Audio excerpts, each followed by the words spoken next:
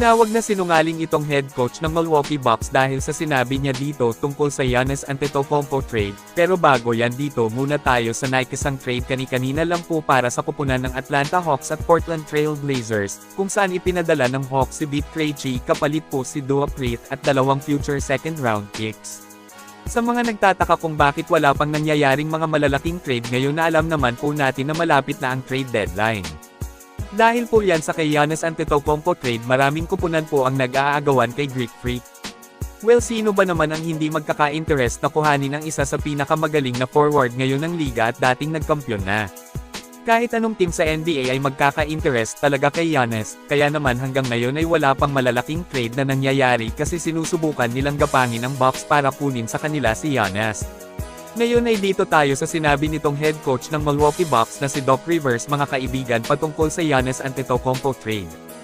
Kung saan punto niya dito ay nasabi nga daw ni Giannis sa kanya na gusto daw nitong manatili sa Bucks at mahal daw po niya ang syudad. Sa madaling sabi, base sa sinabi ni Doc Rivers ay naniniwala siyang ayaw lumipat ni Giannis sa ibang kupunan at kampanteng mananatili ng Milwaukee si The Greek Freak.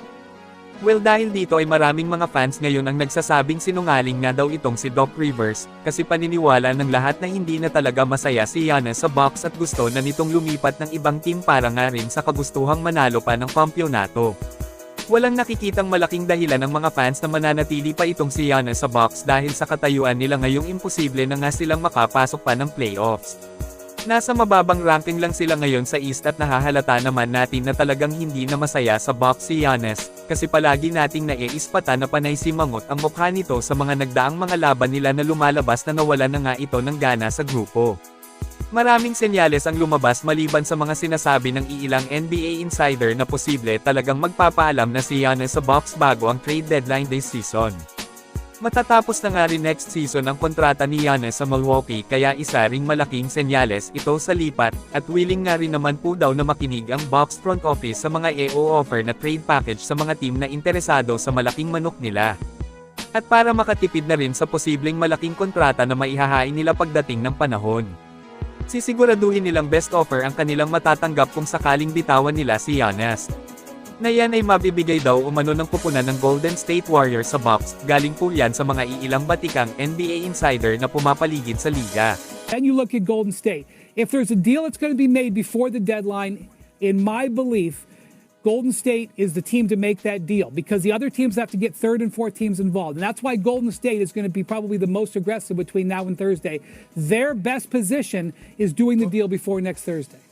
Samantala, pansinin po nating lahat ang tweet na ito ni Brett Siegel ng Clutch Points, kung saan punto niya dito na kung sakaling lumipat man ng ibang kupunan ngayon ang The Greek Freak ay sa team ng Warriors ito mapupunta.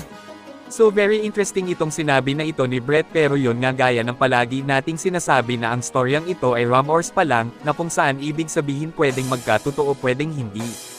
Kayo mga kaibigan, ano sa tingin nyo, matutuloy kaya ang Giannis trade to Golden State Warriors this season bago ang deadline? I-comment lang po yan sa ibaba at akin pong babasahin yan. Maraming salamat po, mag-iingat at God bless sa lahat.